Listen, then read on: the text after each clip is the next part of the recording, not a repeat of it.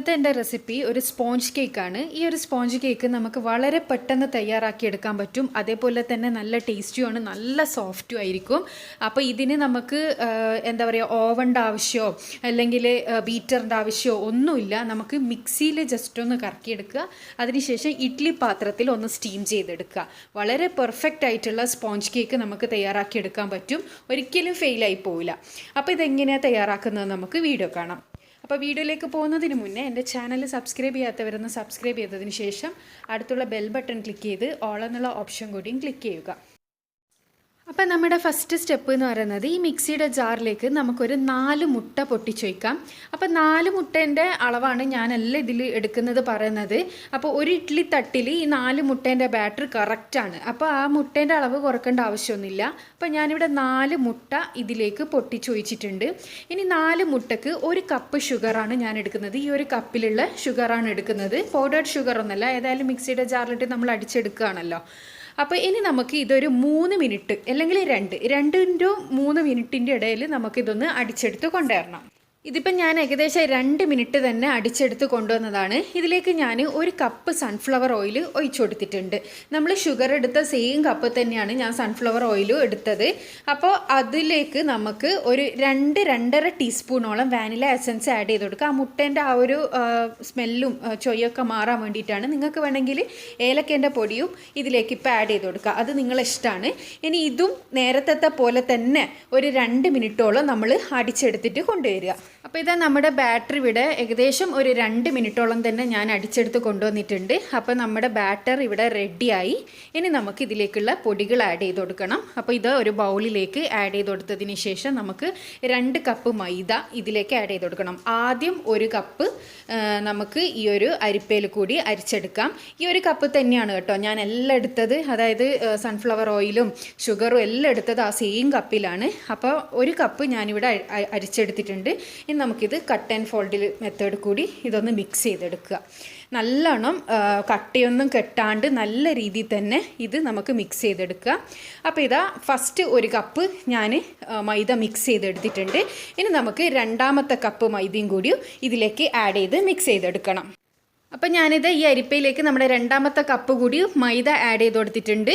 ഇനി ഇതിലേക്ക് 2 ടീസ്പൂണോളം ബേക്കിംഗ് പൗഡർ കൂടി ആഡ് ചെയ്ത് കൊടുക്കണം. ഈ 2ാമത്തെ കപ്പ് മൈദ ഇടുന്ന സമയത്ത് നമുക്ക് 2 ടീസ്പൂണ് ബേക്കിംഗ് പൗഡർ ആഡ് ചെയ്ത് കൊടുത്തിട്ട് ഇതിൽ അരിപ്പയിൽ കൂടി അരിച്ച് ബാറ്ററിലേക്ക് ഇടാം. ഇത് കൂടി ആഡ് ചെയ്ത് കൊടുത്തതിന് ശേഷം നമ്മൾ നേരത്തെ പോലെ തന്നെ ഇതൊന്ന് മിക്സ് ചെയ്തെടുക്കുക. പിന്നെ ഈ കേക്കിൻ്റെ ബാറ്റർ നമ്മൾ ഏത് കേക്ക് ഉണ്ടാക്കുമ്പോൾ ആയാലും ബാറ്റർ മിക്സ് ചെയ്യുന്നേരം ഒരേ ഡയറക്ഷനിൽ തന്നെ മിക്സ് ചെയ്ത് കൊടുക്കണം കേട്ടോ, അല്ലെങ്കിൽ കേക്ക് നന്നാവില്ല. അതേപോലെ തന്നെ നമ്മുടെ അളവിൻ്റെ കപ്പും സെയിം കപ്പായിരിക്കണം എല്ലാം, എന്നാൽ മാത്രമേ നമുക്ക് നല്ല പെർഫെക്റ്റ് ആയിട്ടുള്ള കേക്ക് കിട്ടൂ. അപ്പോൾ എൻ്റെ ബാറ്റർ ഇവിടെ റെഡി ആയിട്ടുണ്ട് കേട്ടോ. ഇതിപ്പോൾ കറക്റ്റ് ബാറ്ററായി റെഡിയായി കിട്ടിയിട്ടുണ്ട്. ഇനി നിങ്ങളുടെ ബാറ്റർ നിങ്ങൾക്ക് കുറച്ച് ടൈറ്റായി പോയി എന്ന് ആണെങ്കിൽ 1/4 കപ്പ് പാല് കൂടി ഒഴിച്ചു കൊടുത്തിട്ട് കറക്റ്റ് കൺസിസ്റ്റൻസി ആക്കിയെടുക്കുക. അപ്പോൾ ഇതിനി എങ്ങനെയാണ് നമ്മൾ കേക്കാക്കി എടുക്കുന്നത് എന്നുള്ളത് നോക്കാം. അപ്പോൾ അതിനായിട്ട് ഞാനൊരു ഇഡ്ഡലി പാത്രം ഇവിടെ എടുത്ത് വെച്ചിട്ടുണ്ട്. ഇതിൽ 2 തട്ടാണല്ലോ ഉണ്ടാകുക. അപ്പോൾ അടിയിലത്തെ തട്ടിൽ ഒഴിക്കണ്ട കേട്ടോ, മേലത്തെ തട്ടിൽ മാത്രം നമുക്ക് എല്ലാ റോസിലും നമുക്ക് ബട്ടർ സ്പ്രെഡ് ചെയ്ത് കൊടുക്കുക. ബട്ടർ അല്ലെങ്കിൽ ഗീ സ്പ്രെഡ് ചെയ്ത് കൊടുക്കുക. സൺഫ്ലവർ ഓയിലിനേക്കാളും നല്ലത് ഇത് ഒഴിച്ചു കൊടുക്കലാണ്. അപ്പോൾ ഇനി ഓരോ തവി എടുത്തതിന് ശേഷം നമുക്ക് ഇത് ഓരോ റോലും ഇങ്ങനെ ഒഴിച്ചു കൊടുക്കാം. സൺഫ്ലവർ ഓയിൽ എടുത്താൽ എന്താണെന്ന് വെച്ചാൽ അതിന് നല്ലൊരു ഫ്ലേവറും മണോ ഒന്നും ഉണ്ടാവില്ലല്ലോ. ബട്ടറും ഗീ ആകുമ്പോൾ ആ ഒരു ഫ്ലേവർ കിട്ടും. അപ്പോൾ അതിന് വേണ്ടിയിട്ടാണ്. അപ്പോൾ ഇത് എല്ലാ റോലും ഞാൻ ഓരോ തവി മാവ് ഒഴിച്ചു കൊടുത്തിട്ടുണ്ട്. ഇനി നമുക്ക് ഇതൊരു 2 മിനിറ്റ് പോലും വേണ്ടി വരില്ല. നിങ്ങൾക്കിത് കറക്റ്റ് പൊങ്ങി വന്നത് കാണാൻ പറ്റും. 2 മിനിറ്റിന് ശേഷം ഒന്ന് നമുക്ക് ഓപ്പൺ ചെയ്ത് നോക്കാം. ഏകദേശം 2 മിനിറ്റിന് ശേഷം ഞാൻ ഇത് ഓപ്പൺ ചെയ്ത് നോക്കുകയാണ്. നിങ്ങൾക്കിത് കാണാൻ പറ്റും. ഇത് സൈഡിൽ നിന്ന് തന്നെ നല്ലോണം പൊങ്ങി വിട്ട് വന്നിട്ടുണ്ട്. നല്ല പെർഫെക്റ്റ് സ്പോഞ്ച് കേക്കായിട്ട് കിട്ടിയിട്ടുണ്ട്. നമ്മളിത് ഫെയിലായി പോകുന്ന ഒരിക്കലും പേടിക്കണ്ട. നമ്മൾ പാനിലെല്ലാം വെക്കുമ്പോൾ ചിലപ്പോൾ അടിക്ക് പിടിച്ചു പോകും, അടി കരിഞ്ഞു പോകും, ഉള്ളു വേവാണ്ടായി പോകും, അങ്ങനെയൊക്കെ ഉണ്ടാവും. പക്ഷേ ഇതിനൊരിക്കലും അങ്ങനെ ഒരു പ്രശ്നവും പറ്റില്ല. നല്ല പെർഫെക്റ്റ് ആയിട്ട് കിട്ടും.